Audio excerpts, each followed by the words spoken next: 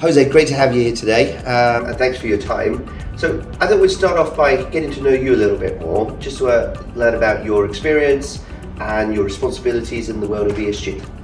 Yeah, so effectively I joined the firm in April 2022, and my key responsibility is to bring my previous experience to integrate sustainability and ESG matters into the overall MHA strategy. And effectively, just a bit about myself, I worked previously in another Big Four for a number of years, where I did a number of agricultural and mining audits across the globe. And I also set up a team there at the beginning, looking at climate risk with other individuals there. So yes, I'm bringing experience and the dynamics in terms of ESG to bring into the business model. So the next thing I really wanted to learn about is what's your experience today when integrating ESG and net zero, and how a business is fighting that? My experience to date is effectively, I think, the number one advice is around focus on the quick wins. I think look at your scope 1, which relates to your buildings and the assets you own. Focus on your scope 2, which relates to your electricity. Those are quick wins that you can achieve when integrating climate risk, for example, in the strategy. The other experience I also see across the organisation is just the lack of knowledge on the topic. So effectively, the governance is one of the key areas you need to consider. Presenting at the board, raising awareness at the board is key.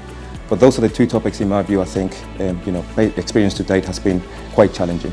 And that's really interesting, because I think scope 1, 2 and 3 doesn't really mean anything to a lot of businesses, and I think you coming out and helping cut businesses and get to that journey and explaining what each individual scope means is really helpful.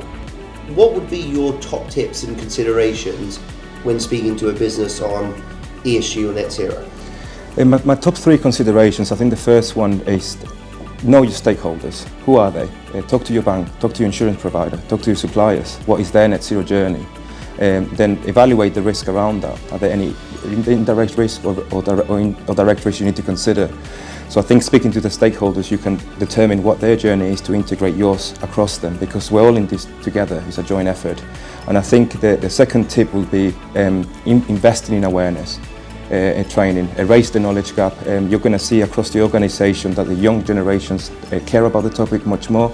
The older generation are probably not as caring as the younger ones. So the awareness and the teaching across that, it can be quite challenging. So invest that time accordingly in year 1.